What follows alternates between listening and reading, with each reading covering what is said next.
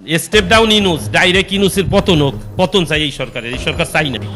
Doctor Yunus সাহেব যদি দেশ গরিব মানুষের কথা ভাবতো তাহলে 70 টাকা আলুর কেজি হইতো না। কেন 80 টাকা চাউল হইলো, কেন আলুর কেজি 70 টাকা হইলো? আবার এই সরকার দরকার, হাসিনা সরকার আবার দরকার। হ্যাঁ, আবার আসুক, জনগণ আবার চায়।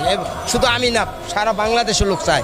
নিরহ যারা জনগণ তারা। সারা দেশে বিভিন্ন জায়গায় ছাত্রদের আন্দোলন, অতিরিক্ত দ্রব্যমূল্য ও দেশের আইন শৃঙ্খলা নিয়ন্ত্রণে ব্যর্থ ইউনূস সরকারের পদত্যাগ দাবি করে ক্ষোভ প্রকাশ করেছেন দেশের সাধারণ জনগণ।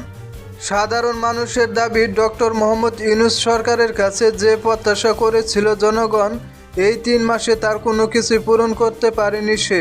শেখ হাসিনার আমলে 1 কেজি আলুর দাম ছিল 40 টাকা, আর এখন 1 কেজি আলুর দাম হয়েছে 80 টাকা। হাসিনা সরকার যখন ছিল তখন তো থেকে সবই ছিল, কোনো কিছু অভাব ছিল না ভাই।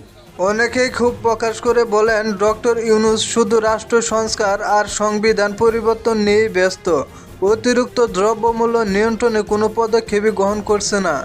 ডক্টর মোহাম্মদ ইউনূস সহ উপদেষ্টাদের অযোগ্য বলে মন্তব্য করে সাধারণ মানুষ বলেন, একটি রাষ্ট্র পরিচালনা করতে যে সমস্ত যোগ্যতা থাকা প্রয়োজন তার কোনো কিছুই নেই এই উপদেষ্টাদের মধ্যে। ব্যাংকে চাকরি করতে গ্রাম ব্যাংকে চাকরি করতে গিয়া গ্রাম ব্যাংকে আসলে চাকরি করছে না, ওই গ্রাম ব্যাংকে চাকরি করতে সুদের ব্যবসা করতে এই যে সুদের ব্যবসা সরকার ছাড়া এই দেশে আর কোনো কেউ শান্তি দিতে পারবে না। এছাড়াও একটি অনির্বাচিত সরকার দিয়ে কোনোভাবে এই দেশ সুষ্ঠুভাবে পরিচালনা করা সম্ভব না বলে শেখ হাসিনাকে দেশে ফিরে এনে সব দলের অংশগ্রহণমূলক একটি নির্বাচনের দাবি করেন জনগণ।